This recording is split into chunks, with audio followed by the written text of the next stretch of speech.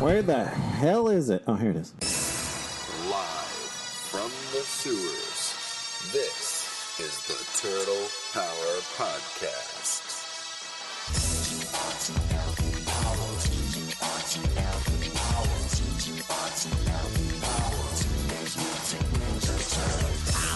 This is your audio source for all the news, reviews, and insight into the world of the Teenage Mutant Ninja Turtles. God, I love being a turtle! Now join your hosts, Brian, Alex, Awesome! and Darby. Bossa Nova! Bossa Nova? Chevy Nova? Excellent!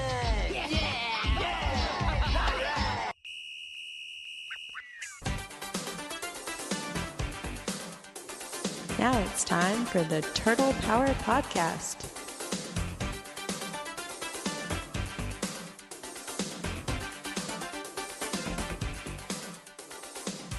That's right, ladies and gentlemen. Oh my God, we are back. It's been way too long, and not just we, like the Turtle Power Podcast, but all three illustrious hosts of the hosts of the Turtle Power Podcast are here. Darby and Alex.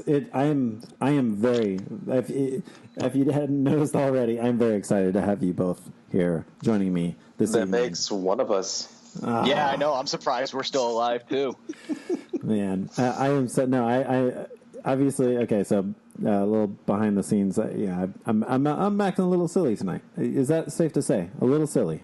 A little silly. Ryan is in a state where weed is legal right now. He just told us there's a dispensary across from his hotel. It's true, but I just pounded a animal style double from In-N-Out. So, oh no, sorry, protein style. I got protein style because you know, carbs are the enemy.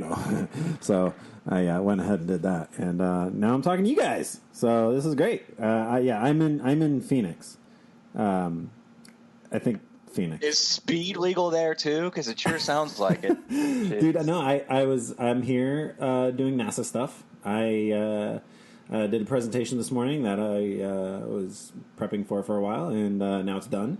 And now I'm excited to not have to worry about that anymore. And now I'm talking to you guys about turtles. Very excited. So, I feel like SpaceX could have sent out somebody better. SpaceX. Look, okay, you obviously don't understand what you're talking about. All right, so NASA has three main contractors, launch vehicle providers, if you will. One of which is SpaceX, one of which is United Launch Alliance, one of which is Orbital ATK, which is why I'm here in illustrious Phoenix, Arizona. So, so I'm excited. I'm excited to talk turtle stuff. And some housekeeping before we get the show really going here. Episodes are now going to have chapters, thanks to the good folks over at Overcast. This is something that I've been wanting to do for a while, and because I know there's a few other podcasts I listen to that have this technology, if you will. But basically, as we go through the show, we have our standard sections and everything, and so if your podcast software / app has the ability to read chapters, then you'll be able to see different chapters. You can skip forward if you're not interested in, say, video game news or whatever. And each chapter will have its own artwork as well. So, and if your software doesn't do this, then give Overcast a try. So if you want to skip to the end right now, there's no judgment coming from me. That's true. And I use Downcast. I've tried Overcast as well. It's very good. Try it out. Try out chapters in the Turtle Power Podcast. So let's talk about some new acquisitions. I know it's obviously been a while since we've been here. Includes Christmas, so God, that has been a while. So one of the things I picked up was, and I think I heard this on Turtle Flakes. They were talking about the this how to draw Eastman and Laird's Teenage Mutant Ninja Turtles. It's this, and I was lucky enough to get my hands on one. But basically, back in, I think this was 86, 85 or 86, and they released basically a how to draw book for the Ninja Turtles. So this was Mirage, or early Mirage, and I'm loving it. It's fantastic. It's very old school. So we're gonna have a link so you can check it out as well. Scanned all the pages at high res, so you can check it out for yourself and learn how to draw the Ninja Turtles the Mirage way. It doesn't say that. I came up with that on my own. You gotta appreciate our honesty at least. Trademark Ryan. We got that going on. The authorities won't talk to us, but they might talk to a TV news reporter. How do I look? Great. General, April O'Neil, Channel 9 News. Channel 6 News. So, what's with the getup? You a news reporter? In another lifetime, maybe. This is April O'Neil, Channel 6 News. April O'Neil, Channel 3 Eyewitness News.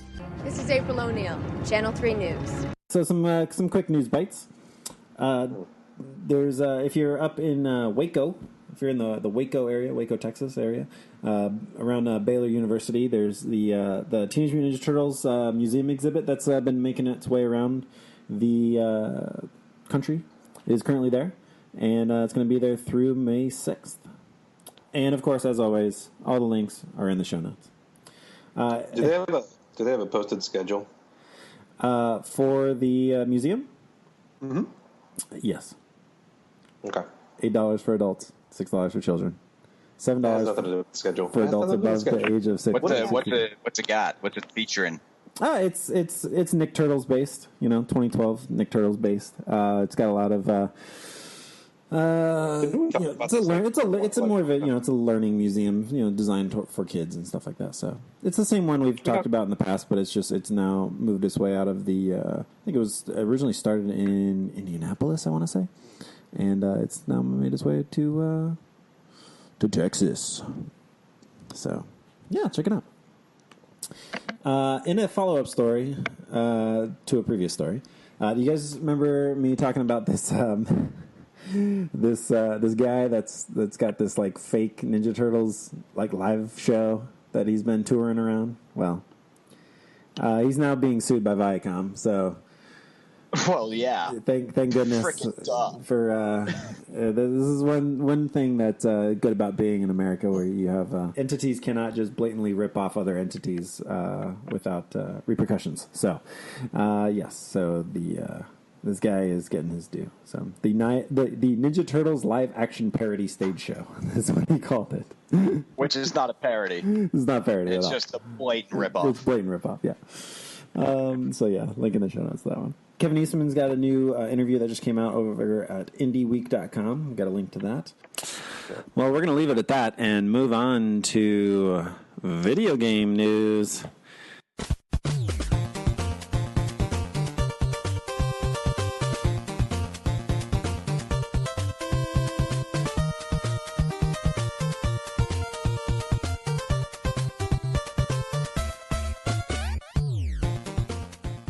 So in video game news, kind of continuing off wait till you guys play this game. It's so much fun. It's such a throwback. But the Raw Thrills Teenage Mutant Ninja Turtles arcade game that's coming out shortly. It's been revealed that Chrome Dome is going to be in the game. Now, do you guys remember Chrome Dome? Obviously, this is going to be the 2012 version of Chrome Dome. But do you guys remember like the original Chrome Dome from the animated series? I remember him being. Wait, are we talking the 2012 version or like the original? Original. OG. I actually remembered the action figure more so. I remember the action figure. Mm-hmm. Yeah, more so than when Chrome Dome was in the animated series. But what season was it? Do you remember? It was later. I want to say. Mm-hmm. Oh God! Wasn't he in Tournament Fighters or something? He was. I feel like he was in a video game He was too. in Tournament Fighters. Mm-hmm. Yep. Okay. Planet of the Turtloids Part 1 was the first episode that he was in, Season 5. Yep. So. Yeah, so Chrome Dome's going to be in the game, so that's pretty exciting. Obviously, Start branching out. Yeah, obviously, it'll finish off with a boss fight against the Shredder. So, yeah, I cannot wait to the mini boss then? Like he'll be the mini boss before you fight Shredder? Yeah, each level has like a middle mini boss and then kind of a final boss at the end of the level, and then it's just think all those great Ninja Turtle video games that we played growing up. So. So, onto the I guess the biggest video game news that we've had in a long while. The inclusion of the Teenage Mutant Ninja Turtles in Injustice 2. So, we've got a ton of resources for you to check out. If you haven't heard about this, obviously I talked about it at length in our last episode. But it's out now. So check this out. I had Injustice 2. I say I had Injustice 2. I do not have Injustice 2 any longer because so I got it for Christmas and I was playing it and, it was working fine. And then when I went to buy the Ninja Turtles, I was getting this weird error. And then after racking my brain, trying to figure out what the hell was going on, finally realized that the copy of the game that I had was a Region 2. Region 2, which means that it was designed to be sold in Europe. And so guess what? They just have the worst censorship rules over there with their video games in Europe. So guess what what doesn't work? So yeah, so I need to go pick up another version of Injustice 2. I was able to return it, thankfully, because Amazon said we buy like thousands of dollars of items there constantly. So that's what happens when you have a baby, right, Alex? Yeah. I wouldn't know anything about that. No. So yeah. So anyway. So long story short, I'm gonna get another version of Injustice 2 and play that here shortly. So maybe I'll put out something on our Twitter page before we get on and play, and maybe you can jump on there and play some Ninja Turtles with us. So I saw the clips. I totally dug it, and I liked how they designed it. I liked how the turtle takes up one selection screen icon, but you can actually from there pick the weapon and the bandana that they that they wear and wield, and each turtle has a different fighting style. Oh yeah, I mean, the character selection is almost like a misnomer because there's 4 totally different characters there. It's they're all there. Yeah, they're all there. They're all different. I love how the best looking turtle game in decades is not even a turtle game. We actually got like a mature rated video game with the Ninja Turtles in it, and it turned out to be good. Exactly. I haven't been saying this for the past 6 freaking years. Well, Injustice 2 is made by the good folks that make Mortal Kombat, so this is no doubt a legit game. I mean, I played Injustice 1 all the time, so. I mastered that game. Yeah, so. I will wreck you with Superman. Probably. I was never really Superman? that good. Really? That was your dude, Superman? Well, if I wanted to be cheap, I'd play as Raven or Batgirl. They were the 2 cheapest ones in the game. If I wanted to troll people, those were my go-tos because they were just so OP and cheap. It's ridiculous. I dug Green Arrow. That was my go-to. Green Arrow was cool too. Yeah. Wait. Can we point out though with Injustice 2 that the Ninja Turtles like ultimate finishing move is the wishbone crunch from the second movie? Very nice. That's what Leo called out, right? Wishbone crunch on 2. It's the wishbone crunch. I thought it was amazing. I guess I don't know. Yeah, I don't know what else you would call the shell shock maneuver. I don't know. Shell shock probably, but Leo screams out wishbone crunch on 2, so I'm going to call it the wishbone crunch. Yeah, that's good. One last thing here in video game news, even though it's not really a video game, but it is a game. So we've talked about some of the Turtles board games that have, or I guess not board games, card games that have been coming out lately. The Hero Clicks, right? That was something that Alex remembers. So there's right now there's a live Kickstarter for a Ninja Turtles Munchkin. So I didn't know anything about Munchkin, but apparently this is a pretty popular card game. And the Kickstarter is live right now, and it is killing. right now. It's already got its goal more than 10 times over. Yeah, way over. 5 days ago, 6 days ago, as of filming this. Yeah, it's at $107, almost $107,000. Their goal was $10,000. Goal. Yeah, that's crazy. So if you're into card games and you want to... I've never played it, but from this video that they had on their Kickstarter page, it really looks like a real friendship tester, which are totally the games I love playing, which is probably why I don't have very many friends. Well, I will take you from a level 9 to a level 1 if it means I can get to level 3 easy. So every time. We've talked about this in the past, but like card games were never like really a thing for us growing up on the beach. You know, like it just wasn't really that popular of a thing. Like, did you get into... We had Uno, and yeah, we had Uno. Might be it. We had Uno, and we had Uno. We did play a Ninja Turtle card game in an episode last year. We did. We played Rat's Ass with a Ninja Turtle deck of cards. That was yeah. That's right. They play Rat's Ass or whatever it's called in other parts of the world. Yeah. Yes. Yeah. So, So this was never just like a thing. Alex, was card games kind of a thing for you growing up? No, I mean, I played Magic. Of course. No, just Magic. Of course I did. Like all good Catholic boys. No, not really. Well, now I like. I used to play Magic. I used to play. I used to collect Pokemon cards.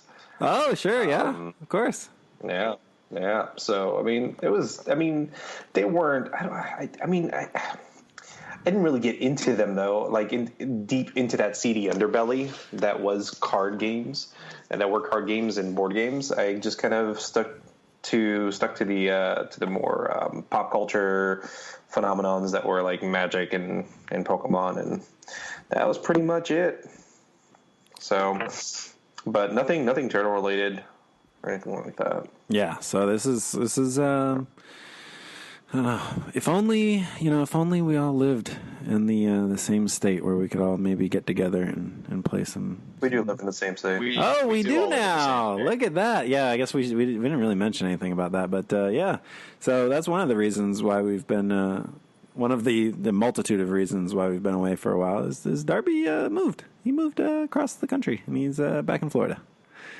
Yeah, let me tell you how fun that drive was. That is just not something I ever want to do for a third time. Darby complaining is just reason enough for him not to live here. Yeah, well, I mean, it's Florida. Everyone complains. What do you want from me? Jesus. But you know what? Though? We're allowed to say this because we're from here and we live in this state. If you're from outside of Florida and you trash talk Florida, I'll come at you. I'm sorry. Nobody picks on my little brother but me. That's the saying. You know what I mean? Like, if you're from Florida, crap on it all you want. But if you're not, it's the greatest state in this country. See, I'm not from Florida, and this is a piece of shit state. It's the worst state in the entire. Well, I guess me and Alex are going to throw down. Tune in for that episode. We'll film that. That'll be fun. Yeah, come on now. Watch me get my ass kicked. Come on. Alex is from Cuba. It's fine. This is shitty. Yeah. Which is, I mean, that's the same as Florida. it's South Florida. South Florida. You're in North Florida. I mean, you're in a totally different part of Florida. As far away from all the Cubans as possible. You're doing a good job. I want to be the only. Yeah. I want to be the only Cuban in my county. You might be. Yeah, you're in the wrong state for that one. You might be the only one in. No, man. UF is getting so many Miami transplants. It's crazy. Oh yeah. I'm sure we'll let it post this part out. Climate change, you know. All right. Fine. Well, fine. Okay, let's check out the Munchkin Ninja Turtles game. And now TV news.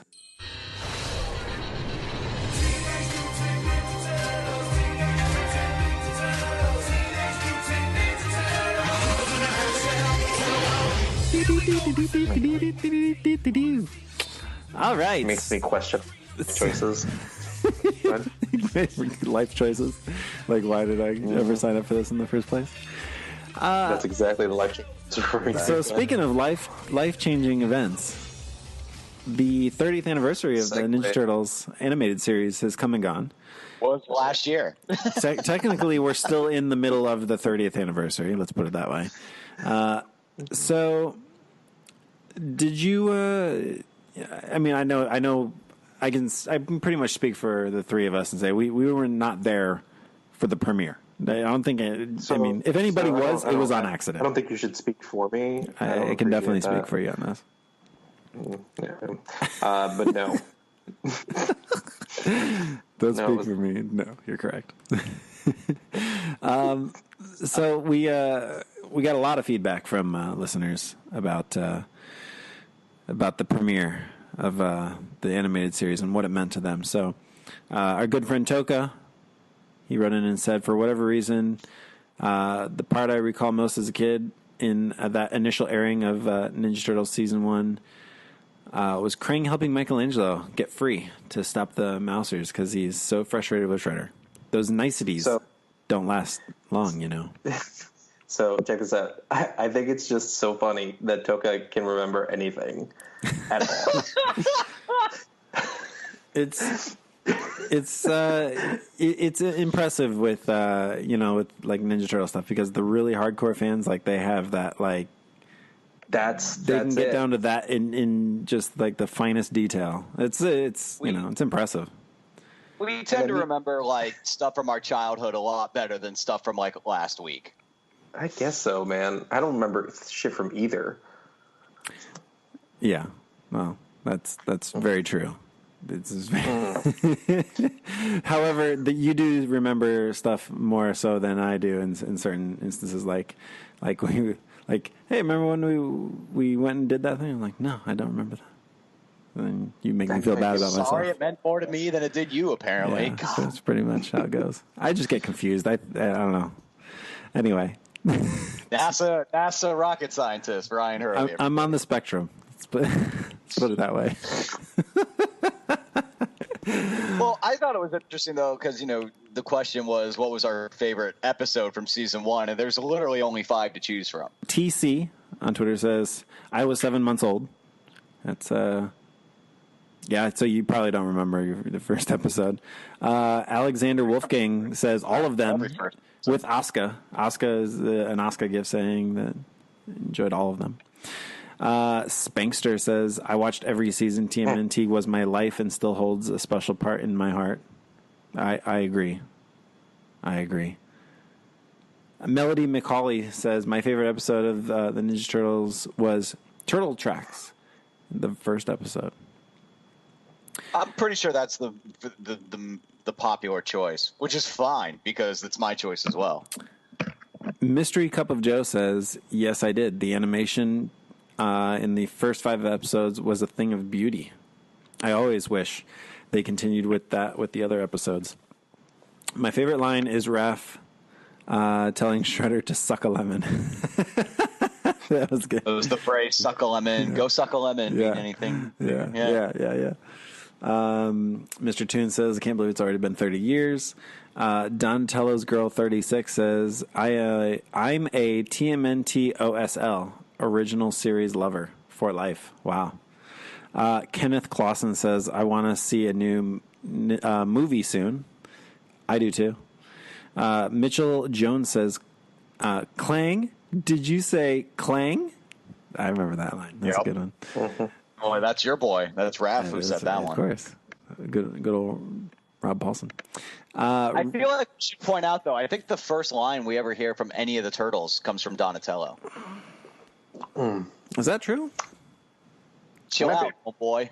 He drops the bow staff to protect April in front of the goons. Chill out, homeboy. I'm pretty sure that's the first line we hear from any of the Turtles. I'll have to check the tape. That up real quick because I think you might be right. I know I'm right, and I haven't even watched that episode in years. See, talk about this. This is what we were just referring to. See, and then Raphael with his sigh because he blocks the sword. Hey, watch it with that thing, pal. Pretty sure that's who says like. Line. Doesn't somebody say like mellow out or something?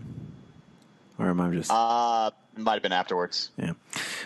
Red Lion Mom says was 3 years old, but favorite was Raphael meets his match. I always wanted to see Mona Lisa again. Loved her as a kid. Mona Lisa. Yeah, was how come fantastic. she didn't show up more? I don't know. How come Venus de Milo didn't show up more? No idea who that is. Travis Wankowski says, "No, I didn't watch the premiere. Unfortunately, I am only 28. But as soon as I was old enough to open my eyes and comprehend what TV and movies were, I was watching Ninja Turtles. My favorite episode from season 1 is Enter the Shredder." Very nice.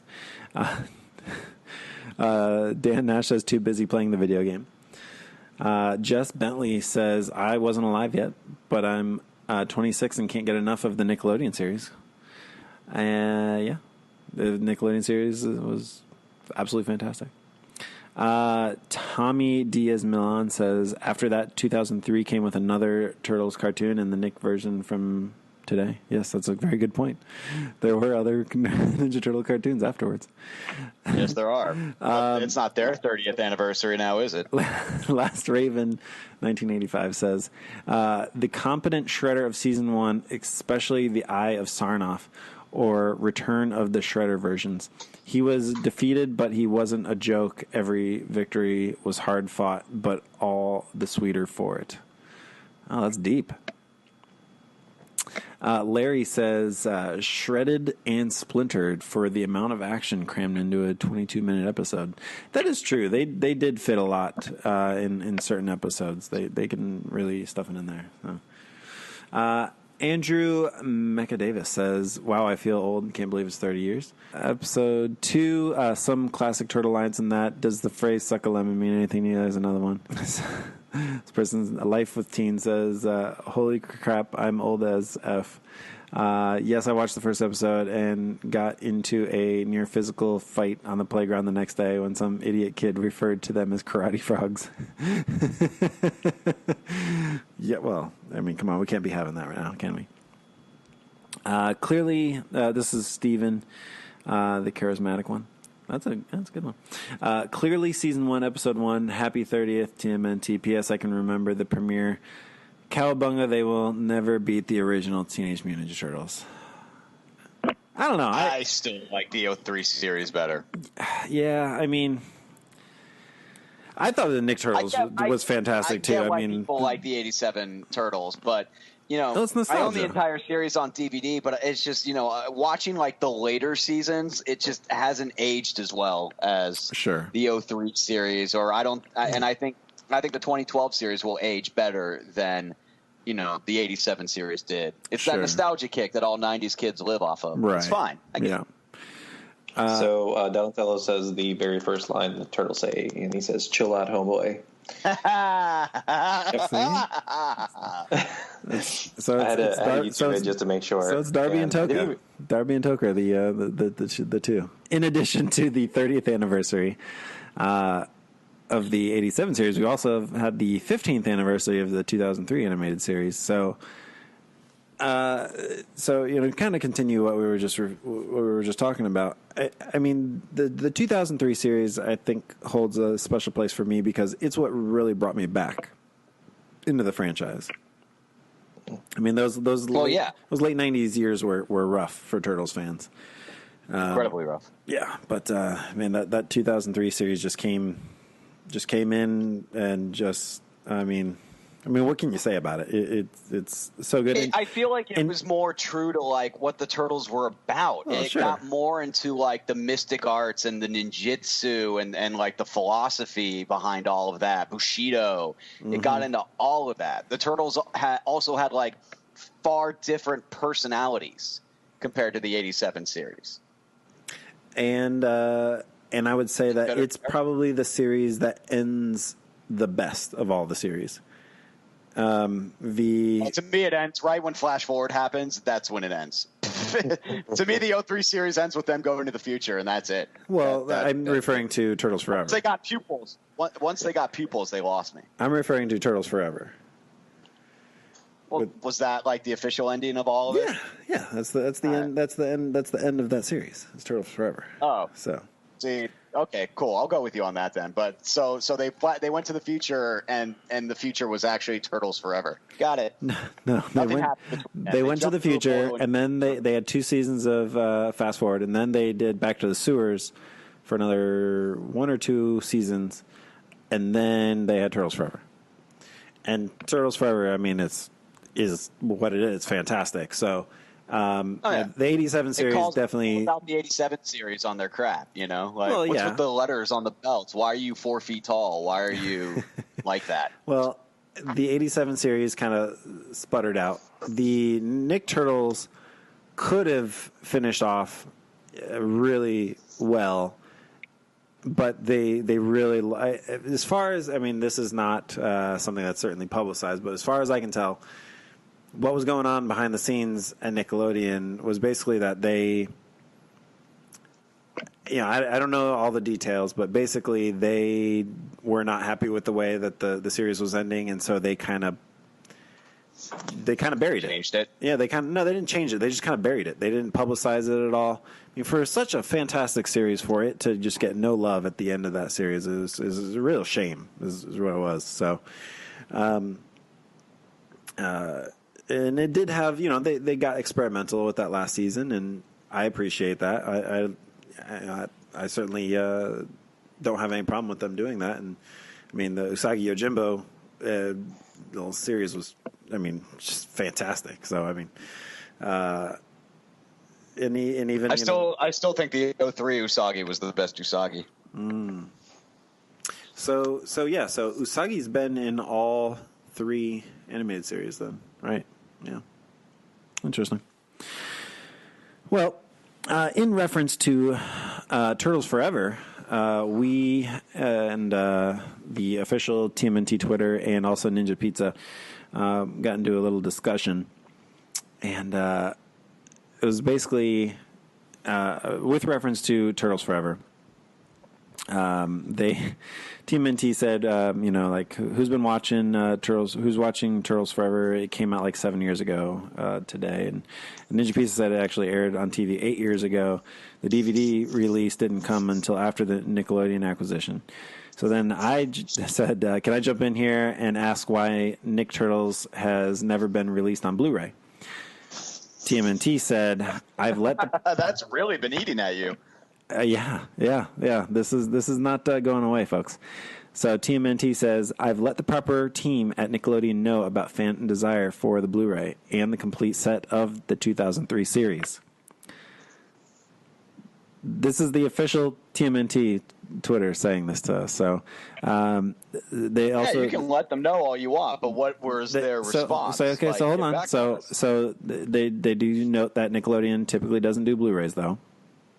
I said, thanks for passing along the request. Both a 2003 complete set and a 2012 complete set would be so rad. And TMNT says, brought it up ages ago, and most times when something from the 2003 series posts, another nice reminder is sent. So they're working on it. They're not working on shit. So, Stop it. well, okay, hold on. So, and I'll follow it up with this. They would have had it. I'll follow it up with this, is that... Another listener is Jonathan Quinones at Johnny Q 2497. He says, except for a show like The Legend of Korra, which has been released on Blu-ray, and now and doesn't have nearly as much as the demand. Right, and now the original Avatar is coming to Blu-ray this summer. Well, that show was amazing. It was amazing. Well, Legend of Korra wasn't bad. Legend of Korra is fantastic too. But, but they don't have the brand recognition of the Turtles, though. So fingers crossed. Maybe we'll get. They both have horrible movies made by horrible Hollywood people. It's a good point. True. Good point. Come on, Viacom. Mention a few last things here in this section. Nick Turtle's art book is coming from Ciro Nielli. That's fantastic to hear. Rob Paulson and Sean Astin. Ryan, you sounded so unenthused about that. Well, that's just great. Well, we don't have any details about it, so that's I guess that's why all I can say about it. But he announced on Instagram that he is going to be working on an art book from the Nick series. So, Rob Paulson and Sean Astin, they do the Ninja Turtles. As the characters in Step Brothers on the Talking Tunes podcast. Yep. And there is a new Usagi Yojimbo cartoon coming soon. Yeah, what's up with that? There's not a lot of detail, but they're working on it. So they don't have a channel. They don't have anything yet. But it's just been announced that they are working on it. So Working with Stan Sakai and everything. That's right. Better be, of course. Awesome. All right. So let's get into a little bit of collecting news. From Playmates. That's right. So in collecting news, 3 very quick things. Now you guys are looking at the show notes, right? Because everything that's in blue we just really quickly mention, and then we just move on. So Pixels in a Half Shell. Bleeding Cool's review of the Pixel Pals TMNT line. So basically, this is some little things you can put together to look like pixels and make your Ninja Turtles. Boom! Wait, which one was that? This is the Pixel Pals TMNT line. Yeah, Leonardo, Raphael, is Shredder, Foot Soldier, and everything. It's like make a little Pixel Pals. Make a little Pixel Pals. Like, what do you mean you make pixels? They just put little like, pixels on there and just make a little light up and stuff. Are these like those beads that you put on the little things and you take an iron and melt them with like a wax paper? Yeah, but you don't actually do about? anything. They're already made, so you just put. They're already made. But the fun was making them. Yeah, well, you know. Right. How this generation. So basically, they're just doing like the whole. It's just pop. They're just pop figures, but they're pixelated pop figures. And also, why do they have a battery pack? What do they do? They light up. They light up. They light up, bro. Oh God, that's just. Or they vibrate. Do say overall, these are a pretty cool set, and they have the 2 most important Ninja Turtles in there as well. So the A Team. So. Yeah, that is true. It's just Leo and Raph. There's no Donnie or Mikey. Also, that also brings up the point: are there turtle sex toys? Hang on, guys. I'm on it. Stay tuned to the Ninja Turtles podcast. Are there Ninja Turtle sex toys? Turtle Power Find podcast. out later. All right. Stay tuned. Next up, Wanted, Bebop and Rocksteady, Teenage Mutant Ninja Turtles action figures video review. This was sent in to us by... You already found the sex toys, didn't you? No. I just found the most amazing blog. It's from Is It Normal? It says, I am sexually aroused by the Ninja Turtles. Is this normal? Can you give her my email address, like, right now? Should be like, baby, have we got a show for you? Because it'll take your sex drive completely away. Oh, man. Well, this is something about their strong muscles and their odd features just turned me on after a while. Fast forward about 20 years later, and I still find myself just wanting to go through the TV and having sex with the Ninja Turtles as both the pitcher and the catcher. Oh, man. Oh, my God. Is it their massive turtle dicks? Because, I mean, that's what turtles have. Just giant turtle dicks. So bad. Oh, God. Only so here on the Turtle Power Podcast can you get just bone-crunching journalism like this. This is hard-hitting news. That's right. All right. So as Alex continues his search for things. Turtle's got that. I mean, Splinter's got that prehensile tail. You know, He does not have a prehensile tail. That's okay. And then in the new-ish movies, he has a prehensile tail. Anyway, so this was a video sent in by Pixel movies. Dan. Hello. In the first movie, when Raphael gets back from his night out, Splinter goes, "You will listen now," and his tail slams when he says it. That's just a reaction. That's nothing. But his tail moves. So this is a video by Pixel Dan. So check that out. It's about the Wanted Bebop and Rocksteady figures. One last thing here: Jack's Pacific Colossal Teenage Mutant Ninja Turtles Leonardo makeover. That's right. Did I just say makeover? That's right. Oh, God. Someone take that away from him. Whatever the fuck it is. God. This is actually really cool. So basically, this guy in Australia, he does a lot of cosplay and a lot of custom figures. So those giant plastic Nick Turtles based. There was a Mikey, and then they made a Leo. Well, he's got one of those Leos, and he basically customizes it like crazy and makes it look like 100 times better. So, really cool video in YouTube. Whether you like doing that kind of stuff or not, it's pretty interesting. So, check it out. You're talking about the video that came out in August of 2017? Yeah. Man, it really has been that long, hasn't it? Has been for you, yeah. Let's see. Comics news. I think it's time. Let's do it. I strike 2 on my way down. Donatello takes out a 3rd with his staff. Already the pudgy ones are starting to panic. Raph loves this stuff. He's not alone. Why is he narrating? Is he crazy? Hardcore crazy. I love these guys! So, there's actually been quite a bit of comics news lately. So, I mean, there's some rumors that this was going to happen, but there was certainly no guarantee that this was forthcoming. So, the long unfinished Image, that's right, Teenage Mutant Ninja Turtles Volume 3 is now going to not only be reprinted, but also finished by the original writer and artist. So this is going to be coming out, all 23 original issues, plus 3 brand new issues, which will be 24, 25, 26, written and drawn by the original creators, Gary Carlson and Frank Fosco, completing the entire tale at last. Colors are going to be done by veteran, or IDW TMNT veteran Adam Guzowski, who worked on the TMNT Color Classics. So perfect for him since he was already doing this work. This is the line where I've been the most hesitant to really get into because I've heard so many I don't want to say issues with it, but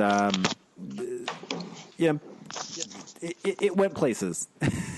It went places that because the whole thing where they made it non-canon with the start of Volume 4 and everything. So anyway, I'm very interested to finally check this out. And this brings up another thing too. There's been some other attempts to try to finish these different series by different fans and stuff, and I'm really glad to see that we're getting an official release on this to properly close out this series. So this is going to be I think it's coming out in May. I want to say is when the first issue starts coming out. So standing by. Next, Body Count. Now, do you guys remember the Body Count series at all? This was an original Mirage Volume 1 I guess miniseries that was it was a Raph and Casey that's right thing, wasn't it? That's right. Yep. The first one was so actually no, I think it actually came out in the 90s. Now that 96. Yep, 96. Yeah. So that would explain why I don't have it, because it was right at the beginning of those dark days. So this was done by Kevin Eastman and Simon Bisley, excuse me. And this is one I don't have, so I've known about it, but I'm glad that it's finally going to be released by IDW. So that's not going to be coming out until August, but it's going to collect all 4 issues. So nice. Should be pointed out, Raphael wears an R on his belt buckle. All right, so this is a nice little treat. There was a special Ninja Turtles Volume 4. Or no, excuse me, Tales of the TMNT. Man, hold on. There we go. Oh, Jesus. Got the juice going here. This is a Tales of the TMNT special that was released in Italy, and it was in Italian, and the creator has just recently basically translated it all and made it available in English, and it's free, and you can download it, and we have a link to it in the show notes, so you can download the PDF. It's called Alex, I'll let you take the how to pronounce that, because Spanish is closer to Italian than English is. Okay, yeah, sure. So it's basically the same language. Yeah, it's Asalto al Treno. Yeah, that's way better than I could have done it. That's how you would say it in Spanish. Asalto a Treno. Better. Hold on. See, now that am I in Italy? I must be in Italy. I'm talking to an Italian guy over here. Mm-hmm. Some other quick bites here. Cerberus. Cerebus? Cerebus. Yes, it's Cerebus. Cerebus. Now, do you guys? Cerberus.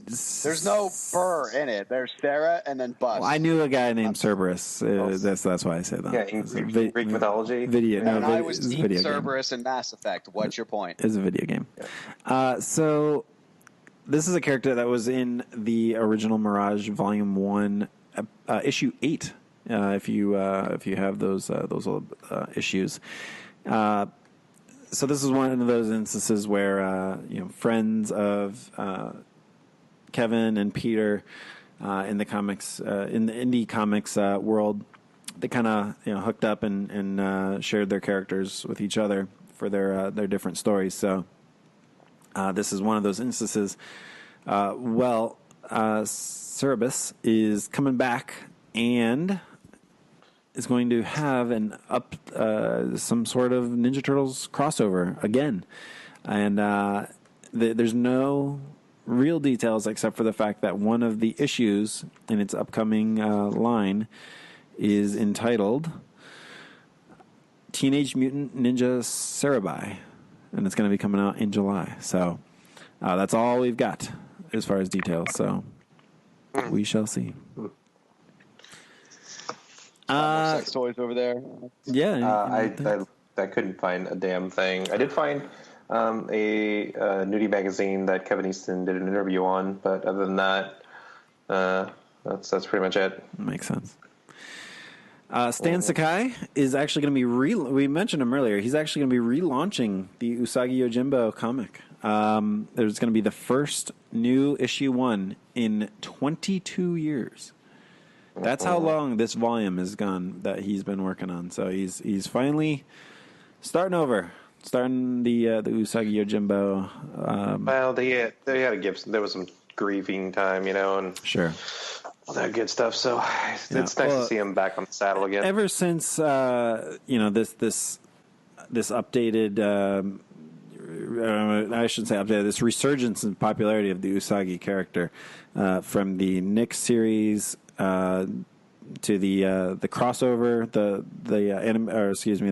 comic book crossover that they just had. I actually have it with me somewhere. It's and the action figures that were available both in the stores, and they had that special edition that was available at Comic-Con this past year.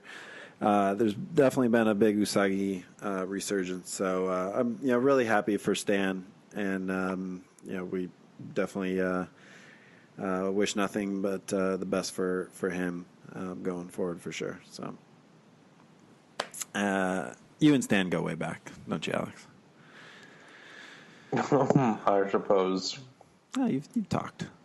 You've been on you've been on the onlines together. So yeah, we've Facebook messaged each other once. There you go.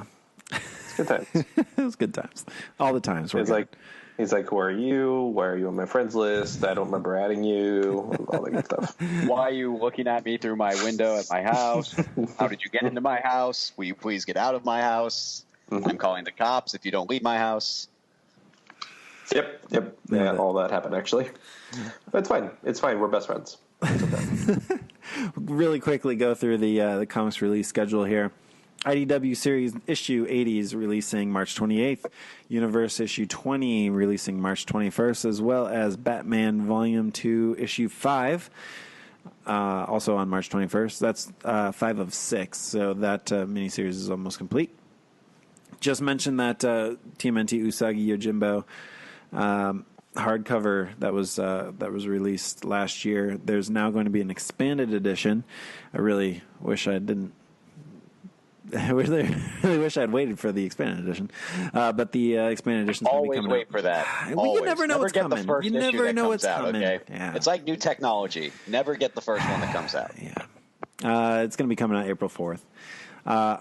So if you haven't noticed, there's no real IDW Adventures series going on right now. On the Mirage front, the aforementioned Eastman and Laird's Mirage Studios covers hardcover has been unfortunately canceled, frowny face.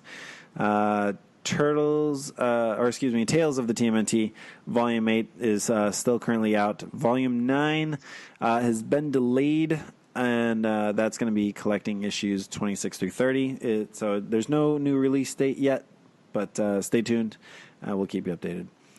In about 6 months, we'll tell you it happened 3 months ago. That's right. On the Archie front, we do have an update here. Thankfully, Volume 15 of the, which isn't really, it's not really Volume 15. It's the issues 62 through 66 of the Archie TMNT Adventures line. It's going to be coming out May 28th. So just a reminder, that series went 72 issues. Previously, the longest running series until the current IDW series surpassed it last year. On to some movie, not really news. Yeah, 122 and an 8. 122 and an 8. Terrific. Where the heck is 122 and an 8? You're standing on it, dude. So, Secrets of the Ooze, 15 behind-the-scenes facts about Teenage Mutant Ninja Turtles 2. This is a recent article over at Comic Book Resources. It is a poorly written article. Would you like to expand on that? I just did not care for this writer. The way they just put a lot of views in it that I didn't agree with or felt needed to be expressed. But then again, who cares? It's just, I didn't like the writing. Didn't like it. Poorly written. Didn't care for this article. Some of the facts I already knew, but then again, I know a lot of facts that people don't know. But it just was not, I didn't like it. Didn't like the writing. Did not. You want me to give examples? Sure. Okay. They shit all over Kino. Come on now. And just the way they do it, I didn't agree with. Sorry. The character's nothing more. The character did nothing more than annoy the viewers with his awful one-liners and casual misogyny. First of all, his one-liner that had any form of misogyny in it was directed toward a woman who had insulted him first. So he was only standing up for himself. That's a good point. Dumb. Plus, it's a 1990 film. Like, get the fuck off high horse. Exactly. This is a shit. And Kino, guess what? Any kid watching Secret of the Ooze wanted to be Kino. Oh my God, I'm a young kid who's awesome at martial arts and I get to hang out with the turtles. What young turtle fan didn't want that? You know what I mean? That's a very good point. I get why he was frustrated. I get why he was kind of whiny because Splinter was kind of trying to keep him in the sewers and out of the fight, and he wanted to be in the fight.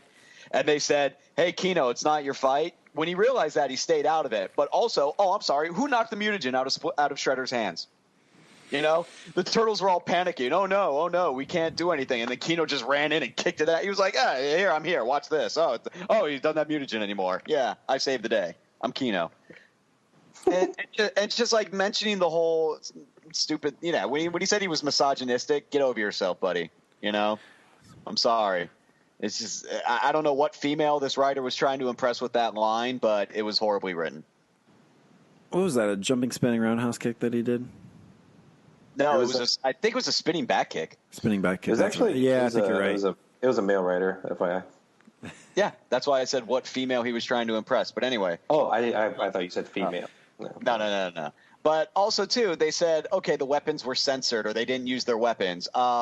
Okay, yes, their weapons were cut out of most of the movie. Yeah. But correct me if I'm wrong. Leo uses his swords in that opening fight.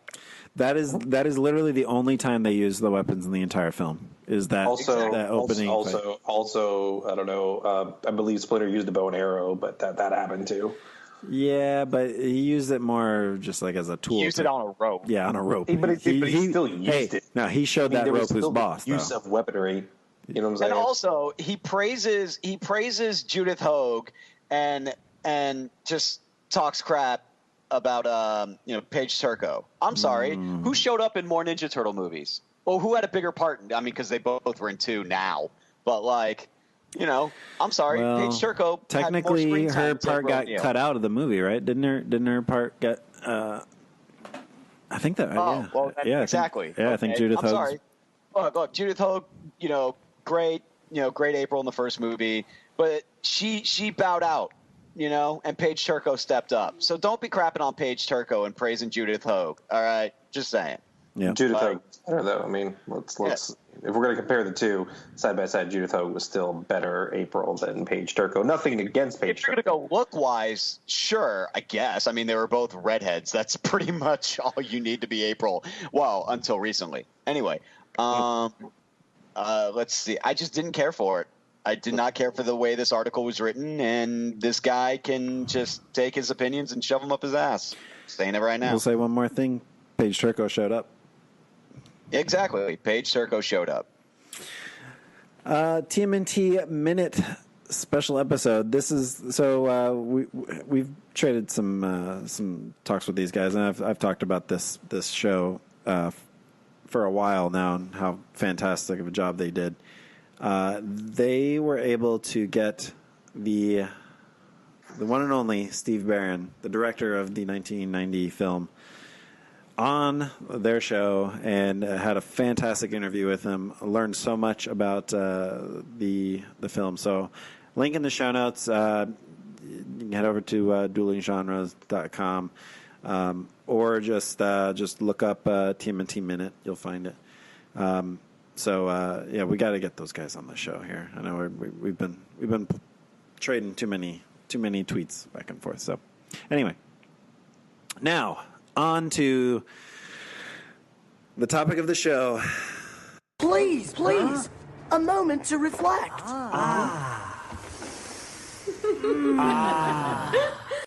That's right. Are you guys ready to rise?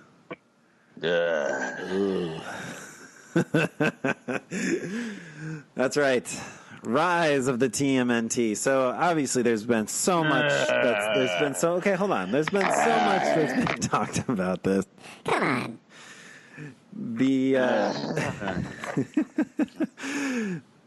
We've got all the resources you would need in the show notes. Everything from what we know so far, the live character reveal. Man, do I have issues with that thing. The reactions. Let's just okay. So if you've been buried under a rock for a while, this got some negative reviews, some negative reaction because nobody can review it yet because nobody's seen it yet. So, but man, the reaction to this has just been not positive. Let's call it that. I mean, you can just look down the list here of just it's just people are not happy, and it's mostly just because they're judging what they can see and what they see they don't like. Okay, there's few details. There are a few details, I should say, about this series that we know so far. We know that they're all different species of turtles, which means they're not actually brothers. Which I would say is probably my biggest concern. It's top two. Yeah. The designs, the designs are what they are. I'm not going to, I don't know. Art is art, I guess. I don't want to judge art, but okay, I'm talking. You guys pitch in here. What are you guys thinking so far? Well, okay. You know what? I'm going to let Alex go because they took away the leadership from his favorite turtle. So I'm going to let Alex go first. So yeah, I mean, look, Raphael takes his rightful spot as leader, according to the. No. It's in the theme song, I'm all guys. for Come on. creative expression. I really am. I'm all for creative expression, Sure. and the Nick Turtles really didn't have a great reception before it actually started. We were part of that. Yep. Right. So I'm definitely willing to give it a shot. I don't like. I think my biggest gripe is the fact that two things. Of all other turtles to be leader, I just wouldn't see Raph as that. Honestly, it's always been Donnie. When Leo gets captured, it's always Donnie who becomes the de facto leader. Raphael even said it in the comic. Right. He even admitted it. Right. And then just the fact that they're different species of turtles, they're not really related. I don't know. I do like Cat Graham as the voice of April O'Neil. Kind of dig that. But I don't know, man. This whole thing, it just seems. I don't know. I'm gonna watch it. I'm gonna give it a chance. I don't hate the animation so far. I really don't. But yeah, I just don't. I think all turtles to pick, and nothing against Raph, but Raph is he would just make a terrible leader. So, like, they're doomed from the beginning. Like, they're doomed from the start because they're gonna die. They are gonna die. I mean, they proved that in the 2012 series. Anytime Raphael tried to take the leadership, it never turned out well. And then Raph isn't even wielding size; he's reading tonfas. All right, so let's talk about that, right? Yeah, so Donnie's the only one with his original weapon. That's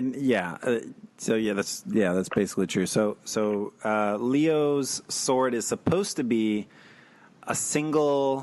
Large, it's an odachi. Yes, which is basically supposed to be a large katana, but it's a lightsaber. The design of it seems more like medieval or something. All of them light up. All of their weapons light up with some sort of energy. Right. Raphael is switching to tonfas. I'm guessing this is a temporary thing, and then he'll change to. Nope. I'm guessing it's because too many kids stab themselves with their size. So he's basically Big Boss Man. That's what he is. That's who he is. and then Mikey's doing the Kusari Fundos, which are basically bike chains. That's bicycle chains. That's what he's wielding. I'm guessing that what he's wielding now is probably more deadly than nunchucks. Oh, for sure. It's a whip with I don't know, a bladed wheel at the end of it. Yeah. That's the best way I can describe this thing. Yeah. All right. So let's. Okay. I know we're kind of all over the place here. Let me just run down the list here. So this was debuted by Entertainment Weekly, which had the headline "Meet the First African American April in Rise of the Teenage Mutant Ninja Turtles." First look. Someone didn't do their homework. That's correct. Very good. And so for any of our listeners out there who do not realize that the first African American April was actually the first April. Yep. And it's I don't know how they could screw that up in literally the very first debut. It's literally the news. It's literally the news. It's the news. They did that with Star Trek, the new Star Trek that has some black chick as the captain. They were like, oh, the first black starship captain. Meanwhile, the dude from Deep Space Nine is like, what? Yeah, exactly. Yeah, that's just sad. So we mentioned the live stream. I was. And I'm not even gonna get into it. There's a glowing baseball bat, so that's something. Okay, so let's talk about April a little bit. Yeah. So obviously another young version of April, African American. She's carrying a baseball bat around everywhere that also glows. So that's all we know about her, really. I've heard a lot of people say that her design is reminiscent of Irma more so than April, which I can definitely see. I can definitely see that. They just made Irma black and gave her a baseball bat. Yeah, I can definitely see that. So, what do you guys think about John Cena? This is the closest thing he's ever going to get to becoming a heel. God, they need a heel. Anyway, but that's a different subject. Yeah, no Shredder, by the way. Yeah, no Shredder. No Shredder. Not yet. Anyway. Yeah. It's kind of weird though, right? Because the character that John Cena is going to be portraying, Baron Draxum, does seem Shredder-esque. There's nothing we know about this guy. And what's up with the name for his group, like his minions? Oh yeah, the Ooze Ketos. Yeah, like, that's terrible. That sounds like some sort of porno form of ninjutsu right there. You do start getting close to the issue of where these types of names are going to get too difficult for the general public, So even the weapons, the actual names of these weapons, those are not easy names. Katana, sai, nunchuck, bow. Those are easy to say. For the Western audience. Well, I mean, Tonfa's pretty easy to say, and so is Bo, but yeah, the other one's not so much. That's right. And I guess if you rewind 30 years and you ask somebody what a sai was, they probably wouldn't know. Most people know what a sai is now because of the Ninja Turtles, and Elektra. But I don't know how many people know what a tonfa is. They probably know what a nightstick is, which is basically what it is. Yeah, it's the closest thing to it. I like that. I do like that Rob Paulson is still involved in a way. Yeah. Yep. So even though he's not, am I the only one? Okay, if I'm looking at this Newsweek one with John Cena on the picture, is it just me, or do Leo and Michelangelo kind of have more of a feminine shape to them? Yeah. I mean, I can see that. Like, I wouldn't be surprised if they just made Mikey a chick. I know it's a dude voicing him, but at some point they'll probably just make Mikey a chick. Look at his eyes. I mean, look at the actual features in his face. It's very feminine, very feminine. His body too. He's got these narrow hips and this he's kind of got some boobage peeking out too as well. Same with Leo. Terrible. Leo's got Leo's got these hips. He's got the childbearing hips on him, actually. Actually, here's the thing. I don't know why they even bothered making them different turtles when they don't really even resemble. You know what I'm saying? Like, they don't really strongly resemble different type of turtles at all. The only one that it matters is Donatello. Hey, let's make him soft shell because he's a Booyakasha! But also, but we'll incorporate that into his awesome jetpacks and shells that he uses, and he can fly. I'm kind of on board with that, though. I'm kind of on board with him being able to fly. That's about it. He looks like Frankenstein in this picture, by the way. I'm not about Raph and Donatello's bandanas are horrible. Mm-hmm. Well, Raph looks. They remind me of the Michael Bay movie, which just pisses me off. Yeah, no end. Anything that reminds me of the Michael Bay movies, I instantly just upset. I'll second that. Let's quickly run down the species here. So Raph looks like an animated version of the Michael Bay Turtles, essentially. Yeah. So Raph's a snapping turtle. Leo's red-eared slider, which all of the Ninja Turtles were previously. Donatello soft shell. Michelangelo box turtle, which I'm not quite sure what the difference is between. Which means he's the only one that can go into his shell. Right. So the cast, he's the only turtle that can go into his shell. So that's cool, Donnie. So I'm okay with it. Yeah. The cast: Omar Miller as Raphael, Ben Schwartz as Leonardo, Josh Brenner as Donatello, Brennan Michael Smith as Michelangelo, the aforementioned Kat Graham as April O'Neil, Eric Bauza as Splinter. Now, Eric Bauza was the Tiger Claw on the 2012 Nick Turtles. So let's get this laying flat here too. Are we going to refer to the 2012 as Nick Turtles and refer to this as Rise of the TMNT or Rise Turtles, or I don't know how do you guys want to call this? I'm gonna call the Rise Turtles the Teen Titans Go Turtles, because that's what this reeks of. But Titans was amazing. Teen Titans Go was dumbed down for younger children and horrible. Like, that's what this reeks of to me. This reeks of Teen Titans Go. Interesting. It's just that's what I think. Everyone's entitled to their own opinions. This just reeks of Teen Titans Go. I hope I'm wrong. God help me. I hope I'm wrong. But it just. So Rise Turtles? Rise Turtles is yeah. Okay. Yeah, it's just Rise. All right. It's not going to make me rise, but whatever. So the producers, Ant Ward and Andy Suriano. So one of these guys is a former. He worked in merchandising for Nickelodeon. The other one is Scottish, I think, which is interesting because Hero Turtles. They were out at the New York Toy Fair with Brandon Michael Smith, right? Is that it? Brandon Michael Smith, yep. Who's playing Michelangelo. My favorite comment right here. Splinter looks like he's smelling his own farts. Yeah, I would probably say 1102 on YouTube. Yeah. Splinter looks like he's smelling his own farts. The Splinter design is probably the one that's getting the most heat, if you will. All right, so this is we do have an interview here from Pixel Dan. So some glitchy audio in there, but we can get two main things out of this. Is one, they are switching back to Cowabunga, and also the producers they basically asked us all to be patient. It will still be respectful to the franchise.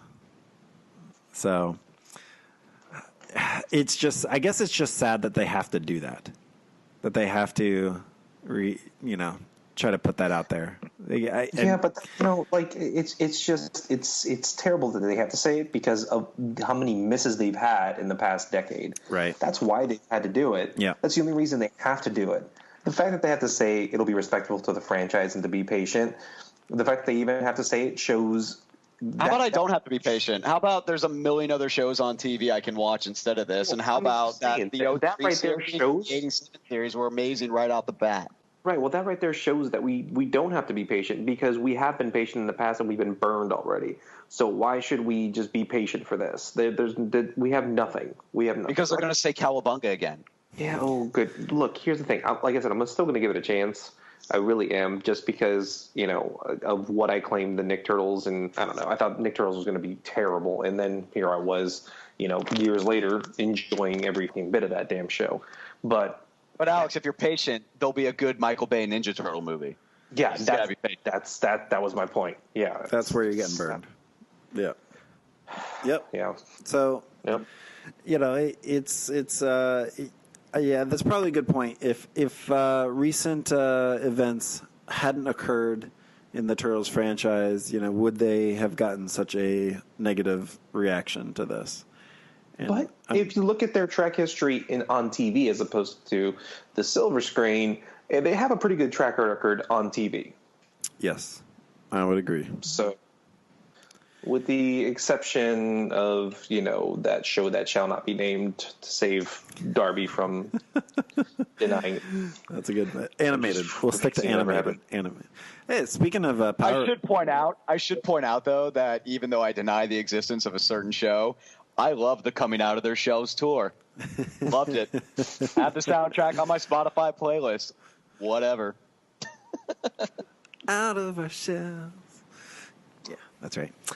Exactly. Speaking of Power Rangers, Pizza Power, hands down, greatest Ninja Turtle song of all time. Actually, it's Tubin, but that's fine. No, Tubin sucks. Screw you. Tubin sucks. Should I just keep going? Just randomly naming off the random songs from that. Well, no, they don't all suck. Just Tubin sucks. Come on now.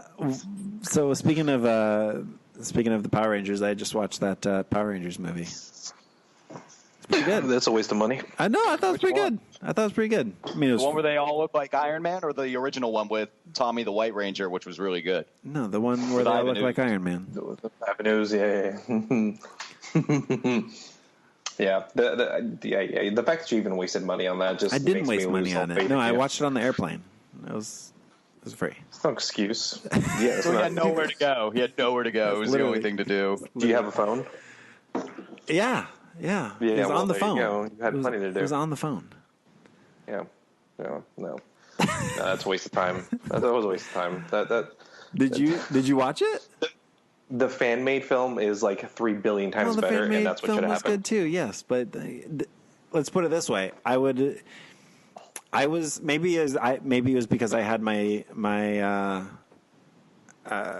I thought it was going to be really bad. I really did, and so maybe my Your low expectations were expectations saved you. so low that I went into it. I was like, oh, this is actually not too bad. Like it had a story that made sense, which we can't say about the 2014 film. So, and it definitely it had respect for the franchise. So Just got to be patient. Gotta be patient, bro. All right, let's meander out of here and get into some mutated messages. Sounds weird when he says it. Sounds weird when you say it.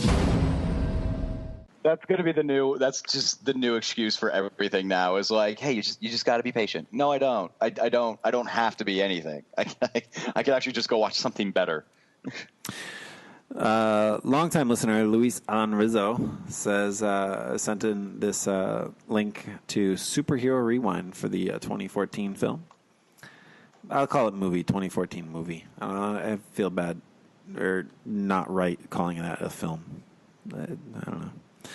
And I'm right there with you. Yeah. Fine. Little Hulk I get it. at Stoner Sons says, check this, TMNT all Australian stock.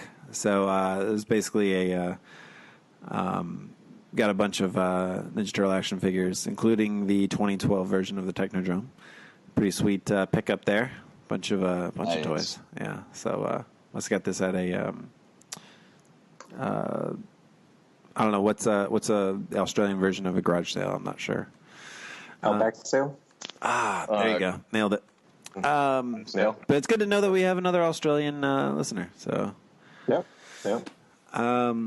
Damien Burford says, finally listened to the 1990 movie commentary, and it was wonderful.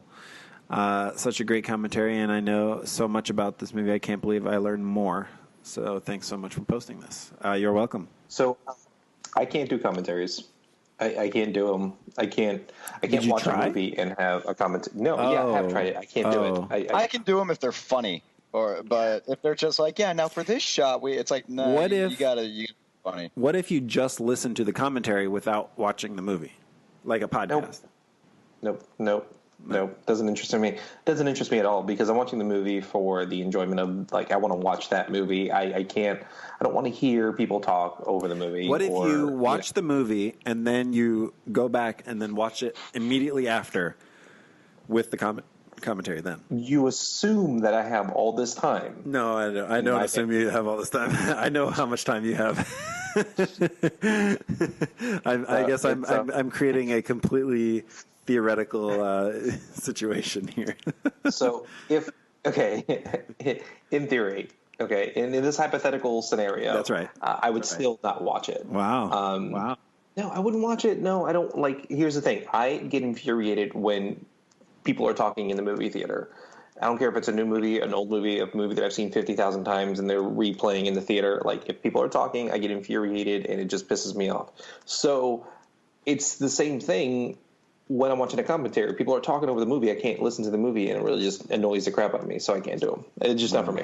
They're just not for me. Interesting.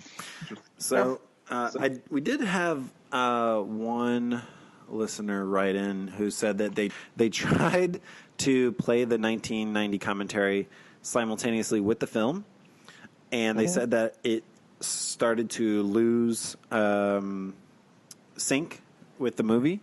And the only thing I can think of is because it's from the 1990 German film release, because it was from the German DVD. So maybe that there's some sort of disconnect there. besides that, that was Chris 87713 who said that. So, I guess that would be the only thing I could say to do is you have to kind of keep adjusting it. Pause one and let it catch up, or you just listen to it by itself, which I think is what Damien here said. So anyway, that's my recommendation because there's nothing we can do about that. And our good buddy Sal, he's been drawing a lot lately.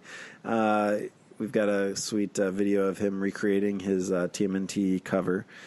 And Darby, you were just saying he was just doing a live stream of what? Yeah, he was drawing Cyborg Superman for a commission that he was doing, and dude's talented, man. Like, if you need any commissions done or anything, or you just want to watch, like, I've actually like been watching a lot of YouTube lately where people are just drawing and talking about their art while they're doing it, because it's not something that I've ever been able to do, and I highly respect. So I like hearing artists talk about their drawings while they're doing it, or even just talking about like, yeah, I'm using, I decided to go this. And Sal doesn't really talk too much. He'll respond if you type a message during his live stream. He usually responds to them, but it's just like, man, the dude's talented. He's got a lot of good stuff, and if you just hit him up and ask him to draw something for a commission, he'll do it. He's been doing a lot lately. He actually, funny thing, he actually tried to do a Bloodborne run recently on like a video, streaming a Bloodborne playthrough. And it's obvious he's never played the game before or knows what he's doing. It's one of the 2 platinum trophies I have, so I had to give him some advice on what he needed to do next. Nice. But stuff. If you want to watch, the dude's talented. He's good at, it's cool. Like, I dig his art style. His Cyborg Superman came out really good. Yeah, check him out. Sal Otero. He's got that Lee Shenlong 10 on Twitter. Like, Otero guy's Studios. Legit, man. Otero Studios on YouTube. He's not going to be doing as many shows. He says he's going to do more like comic book shop appearances and stuff like that. But for like really big shows, he's not doing too much anymore because he can actually reach more people doing live streams and YouTube videos. I don't blame him. Oh, good. From what I've heard from a lot of artists, like going to the big conventions is a big pain in the ass. Yeah, I could see that. I mean, there's just so many now. There's just so many people that are going there. It's kind of a little fish in a big sea kind of situation. So yeah, it makes sense to hit from the ground. And the thing is, his TMNT cover that he did, I'm pretty sure it was the only one that he ever did, and IDW didn't bring him back. But they use his cover on their doors of their offices. Like, they have their names outside their office, and they actually put like his cover like in their door frame. So they didn't bring him back, but they liked his cover so much that they put it on their doors in their offices. Yeah, and there's certainly that makes sense. I'm sure that they'll be keeping him in mind in the future as well. So, one last thing here is Rob 2586. Actually, it's Rob from Turtle Flakes. He left us a review on iTunes. He says, "Hey guys, just wanted to thank you for all the great content. I absolutely love the arcade machine review. From one Turtles podcaster to another, I think your show is fantastic. I can't thank you all enough for what you do for the Ninja Turtles community. Cowabunga." So it's very nice, Rob. We got to get. We've been talking with them too, so we need to get together and do a little crossover show with them too. It's been seriously. We need other people to come on here and tell Ryan to stop doing these sound effects with his microphone. Mm-hmm. No. Nobody's enjoying that. Nobody's listening. Oh, right. And it's his show, so whatever. I don't agree with it, but I understand it. Butt cannons? It has butt cannons? Come on, everybody loves that. Everybody loves butt cannons. That's going to do it for this episode of the Turtle Power Podcast. Pretty sure there's more notes left. No, that's it, man. That is it. Yeah, that's it. Wow, we did it. Man, we actually moved through this one. It was things happened. 2.5 hours, 3 hours. Well done. No. 2.5 hours. it was like an hour and 40 minutes, something like that. Song of the show. We've got a couple of options here. But, so we'll be taking a break from the OC remix, and we've got a couple of songs that we've got backlogged that we'll be playing here. First one is called Booyakasha by the Ulfuls. Ulfuls? Ulfuls. I think this is a... ULFULS. I think this is a Japanese group that made a song, an official song for the Nick Turtles. And this was only in Japan, and it's on... Japanese rock band from Osaka. There you go. It is derived from a misreading of the word soulful, found on the cover of one of the band members' favorite records. Boom. So, so this is called Booyakasha, and it's I got the link to it on YouTube. So that's going to be it for this. Guys, I'm very happy to be back with both of you guys here on the Turtle Power Podcast. And I know I say it like all the time, we got to do this more often. It's obviously, I'm away. That's why I was like, we got to record tonight. I'm away from my wife and kid for the first time in years. I can do something. Yeah, I mean, it's between, the kid and, working on my PhD and then all of my NASA work stuff. Time is of the essence. Yes. Please go ahead and continue to stroke your ego. It's fine. Seriously. No, it's God, all the success and my amazing job and my amazing family. I would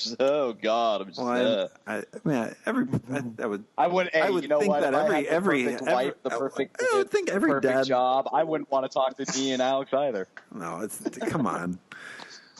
I'm sure. No, look. Yes, I think I have the perfect family. Alex thinks he has the perfect family, right?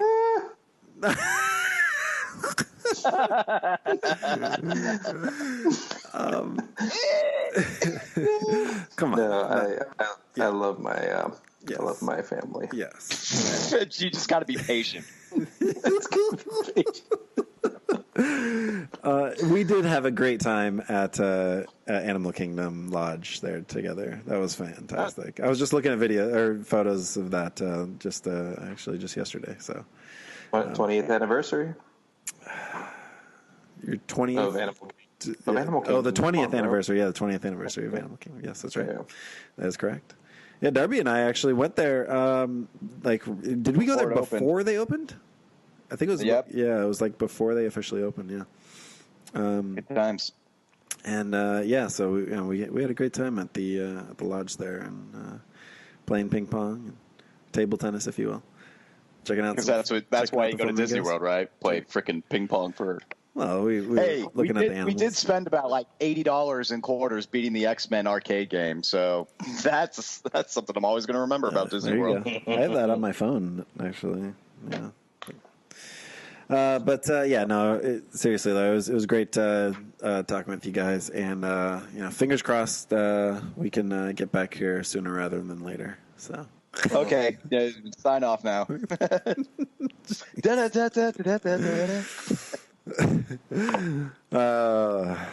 Well, yes. So it was great talking to you guys, and to all of our listeners, for the 10 of you that are still listening, thanks for tuning in. Still here? And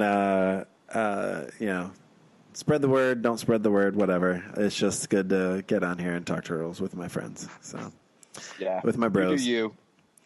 With my with my Leo and my Donnie. Yeah. The only. Technically, I still think Ryan's more Donnie and I'm more Raph-like, but whatever. Yeah, well, sure. Well, yeah. I mean, absolutely. And probably Alex is probably more Mikey than Leo. No, Alex is a lot like Raph too. Yeah, I think I feel like I embody 3 out of the 4 turtles in a lot of my life.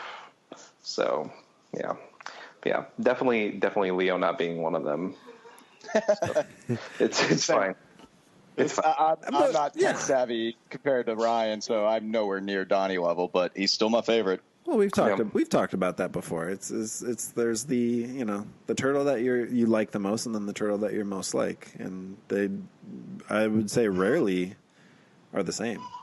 Yeah. It's just whichever one parodies your life to the. Yeah, I mean, I don't know. It's what you're attracted to. It's you like what you like. Yeah. Yeah, like Ryan likes a strong, aggressive man. Hence why we've been best friends since we were like 2. And I had to replace you with Alex. Oh. but look, Darby's back now. The prodigal son. Darby's back now, so well. I'm all alone. I don't have a family. I've not been replaced. Darby, come on. You know you've got kids out there somewhere. Hey, you guys got your careers, and me, I do stuff. Darby's definitely got a kid somewhere. I guarantee Darby has a child of some. Hey, Alex, you weren't here for that, but Kevin Eastman totally congratulated me on my kid somewhere in the world. He definitely totally congratulated Darby on his child that was born out of wedlock. Kid, and then he congratulated me on my kid somewhere. His illegitimate child. Yeah, he definitely. Yep. Yeah. So it exists. I guarantee you it exists. Kevin Easton giving me good luck good job on that, which is nice. That's right. Yeah. Kevin just dyed his he cut his hair into a mohawk and dyed it purple. Yeah, that just happened. Yeah, because Donatello won the contest, the fan vote. Yeah, good times.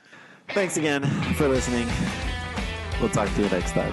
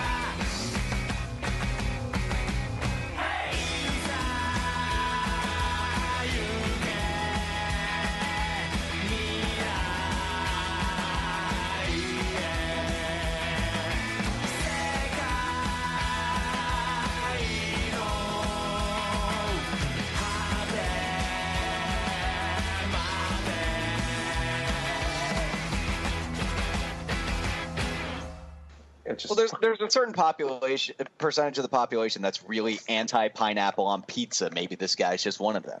I don't understand that, by the way. I don't get this. Who cares what you put on your pizza? Who cares? Like, I have pineapple on my pizza like sometimes. what you like, man. It's specifically with respect to pineapple. For some reason, it's become a very polarizing thing. I'm pro pineapple, by the way. I would be surprised too if the Turtles actually inspired people to try other flavors toppings on their pizza. There might have been people that were only like pepperoni and that's it. But then they watched the Turtles and were like, hey, maybe I'll throw that on there and maybe it'll be delicious. Yeah, maybe gummy bears on pizza is a good idea. Oh my god, they used Pizza Hut. Oh my god, they used Domino's. But there's so many little mom and pop shops. Yeah, okay, because New York purists are like that. And I kind of agree with that. Like, I'm not going to judge somebody for eating Pizza Hut in New York, but I'm kind of going to judge them for eating Pizza Hut in New York. Yeah, and that's fair enough. I'm not going to, but I'm going to.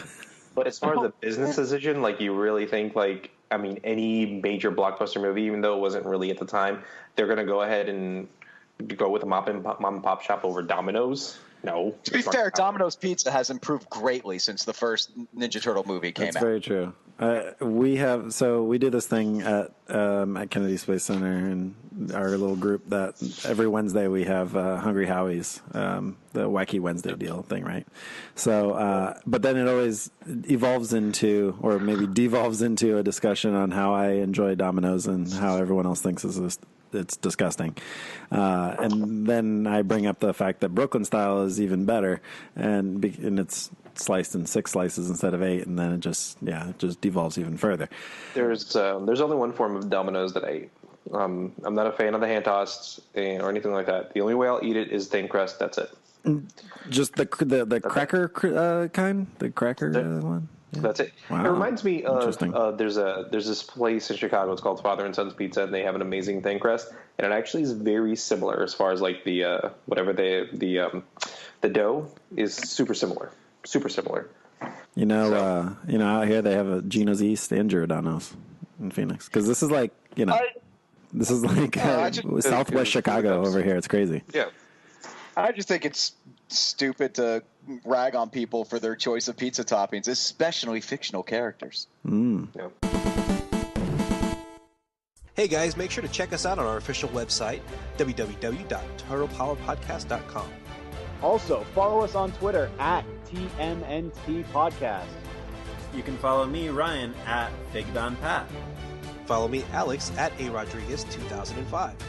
Follow me, Darby, at Darby T. Patton.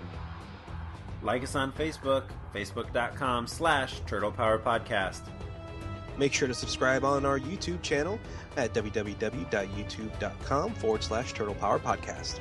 And also share your feedback with us via old-fashioned email, turtlepowerpodcast@gmail.com. Subscribe and rate us on iTunes. And don't forget to subscribe and listen on Stitcher.